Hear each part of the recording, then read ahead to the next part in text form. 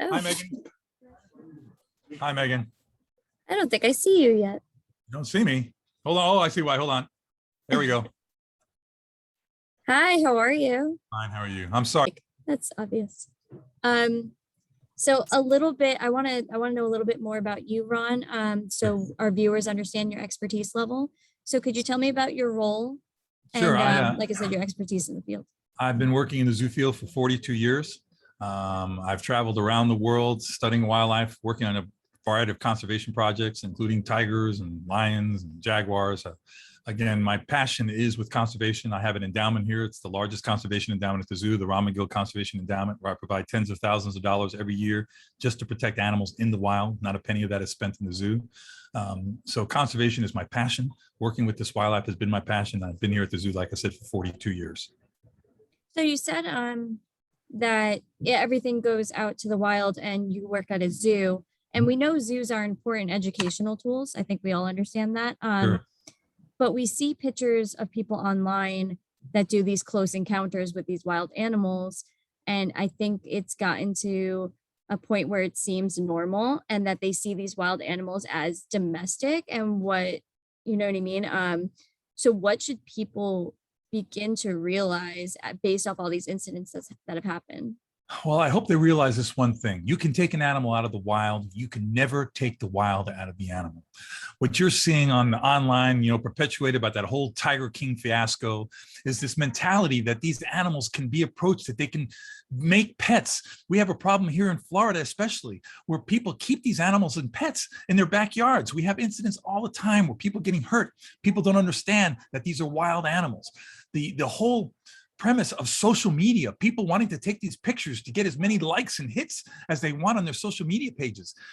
To me, in that respect, social media is the toilet bowl of the internet.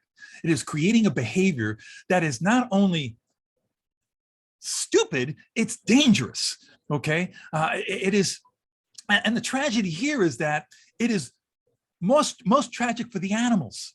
People don't realize that, when you're taking these animals and you're using them and you're exploiting them to take these types of photographs, they're pulled away from their mothers as babies, as cubs, whatever. They grow up to be basically mentally defunct animals. They cannot reproduce properly. They cannot be introduced to their own kind. You've condemned that animal to a slow, miserable death, basically, just for the chance to exploit it as a cub so you can get a nice selfie, so you can get a bunch of likes on your social media page. This has got to stop. I'm sure that's what was going through this gentleman's mind. He said, oh, there's a tiger in there. I've seen him online. I've seen them pet them. I've seen them take pictures. I'm just going to try to reach through and pet. I don't know what the details are. I have to wait for the investigation to come out. But from what I saw of the video from the sheriff's body cam, this gentleman breached several barriers to get where he was. And I'm sure he wouldn't have done that if he knew inside that this tiger could kill him in a second. He must have been under this, misconception that, oh, it's going to be like I saw on social media, all the pages. Like when I see this idiot Joe Exotic hugging tigers and saying, oh, this and that. These are the messages that are so wrong and lead to such tragedies like what we saw. Again, it's tragic on so many levels. First, that this gentleman has this injury that, could have easily cost him his life. More tragically, that one of the most endangered animals on the planet, less than 300 in the world, is now even one more less because of a stupid decision. Not to mention what I'm sure the police officer is facing. And I've heard this from many people. Well, why did he have to shoot it? He didn't have to shoot it. They could use a tranquilizer gun. Absolutely not true. A tranquilizer takes time to take effect under perfect conditions. When a tiger like that is amped up, sometimes the drug doesn't work at all. It takes nothing but a few seconds for the tiger to finish whatever he's doing. You saw that officer go up. He hit the fence. He tried to do whatever he could to get that tiger off. That officer made the absolute right decision. He should be praised for what he did. I have dedicated my life to protecting wildlife, to working in conservation. But at the end of the day, we have to realize there's no single animal life more important than a human life. We have a shoot team here at the zoo, a trained shoot team that understands that if we, God forbid, had an animal get out and it can get to a human being, and we have to make a split-second decision, we have to take that animal out. Our number one priority has to be the safety of the public. The policeman's badge says to serve and to protect. His obligation was to protect that human being. He saved that man's life. And I hope the public does not come down on this officer, because I've heard too much through already the social media platform. They didn't have to shoot him. This police are gun happy. They should be praising that officer. That officer helped save that man's life. I'm sure he's not happy with what he had to do, but he made the right decision. And I'd want that officer by my side in any future type of circumstance like that. Yeah, it looked like we saw the video too, and it looked like he tried multiple avenues to avoid that. And he even went back to check on the tire. So I'm totally, I understand that. I mean, not something that you'd probably ever use in this interview, but I want to point out something else. That officer was calm and collected the whole time. Not once did he use any profanity, nothing. He went through that whole thing. And I'm saying to myself, I'd be losing my mind right here. I'm like, oh my God, oh my God. That is a police officer that is a role model for other police officers. I don't know his name, but as a person dedicated to wildlife and to conservation, I praise that man for the way he handled that situation. As calm, as methodical as he could be, never once losing his cool, never once losing his temper, doing what he had to do as a trained police officer. Right. Speaking of that and like the zoo in itself, right?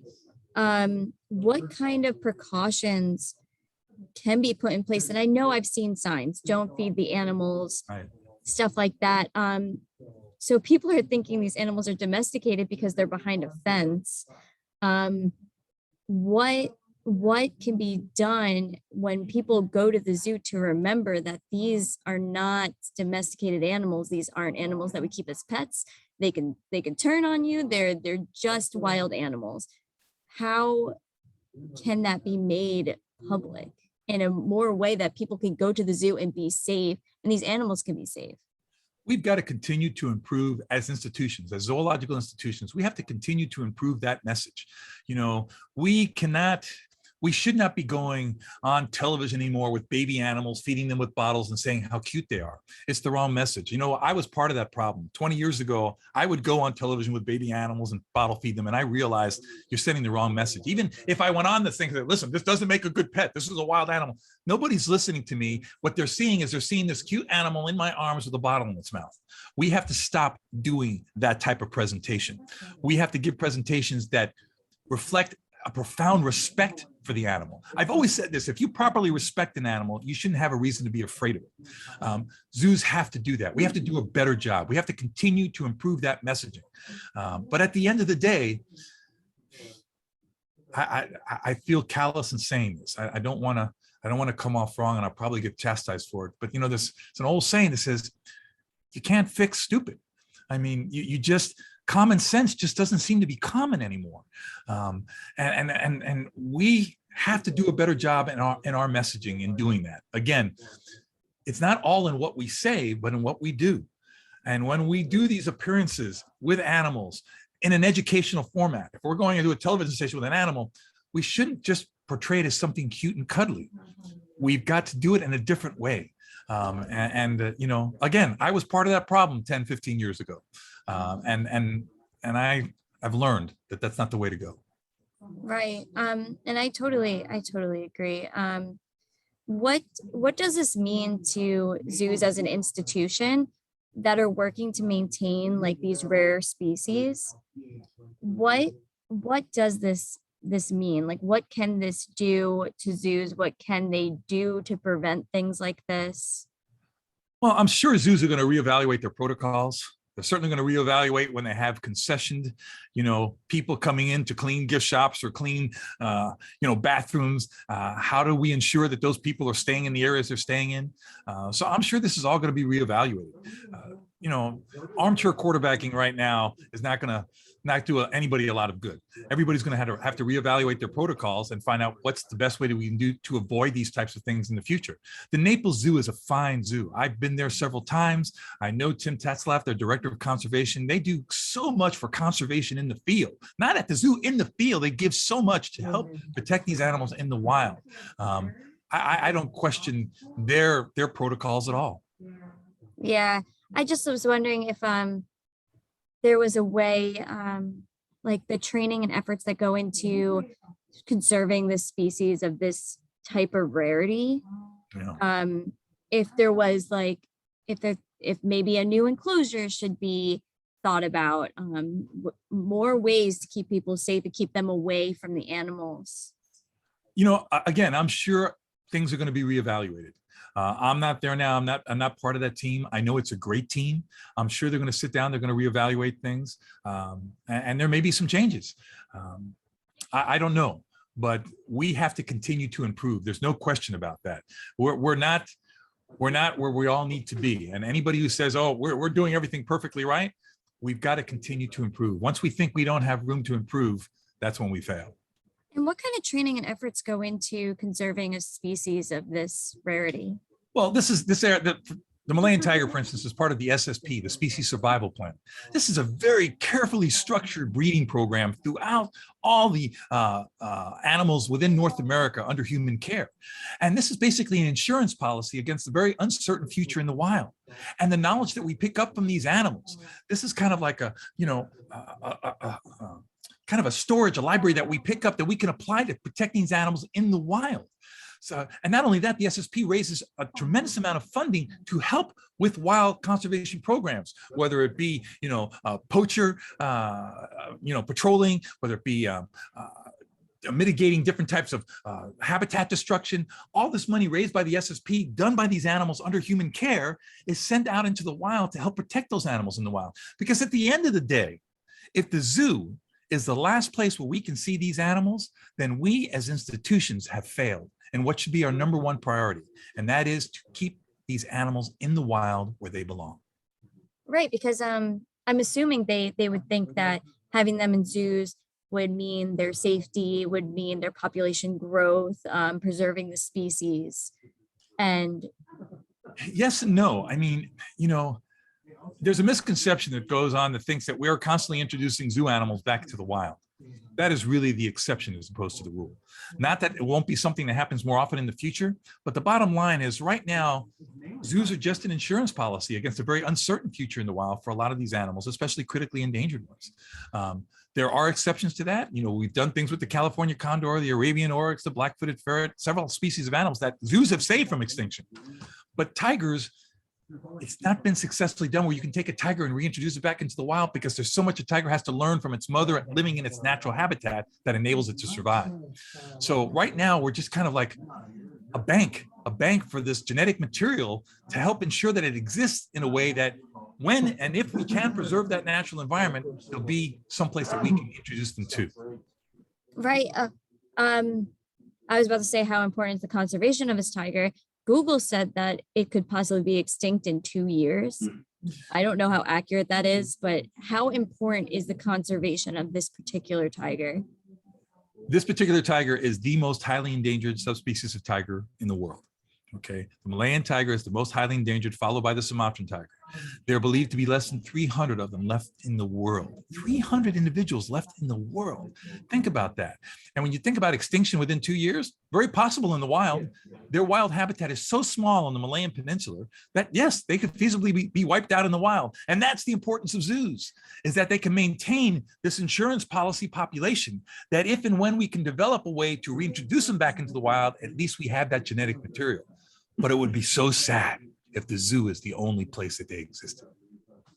You think it was, I mean, this is just an opinion, I guess, because we talked about social media and people holding the animals and stuff.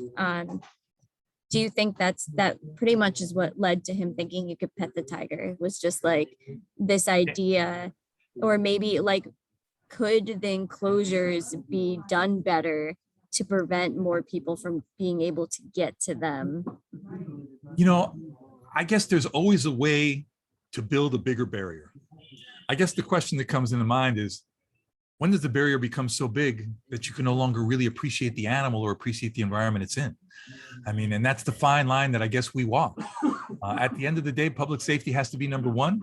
And if adjustments have to be made, they're going to have to be made, but they're going to have to be made at the sacrifice of really experiencing an animal the way it should be experienced. And I think that's going to dilute and maybe even negate the message that we're trying to get out there. And that is, we have to preserve these animals, not just the animals, but the environment in which they live in. Preserving an animal is not nearly as important as protecting the environment. The animal by itself is just an island. Yeah, I read that this animal in particular, the Malayan tiger, it only has it's like an apex predator. It only has two things, which would be poaching and habitat loss. So this is like I said, it's a big tragedy. It's a huge Um, tragedy. It's an invaluable, you know, an invaluable animal that's been lost for no good reason at all. And that's it's tragic. That animal represents the next generation of the most highly endangered tiger on the planet. yeah. I appreciate your time. Appreciate your time, and I appreciate your patience with me. I'm sorry I've been going around. No, you are totally fine. I really appreciate your time. If I'm ever in the area, I would love to meet you in person. Please stop by. I'll show you our tiger exhibit. I think you'll like it. Thank you. I appreciate that. And I will talk to you soon. Thank you so much. Be safe. Have a happy, safe New Year. You too. Okay. Bye bye. Bye.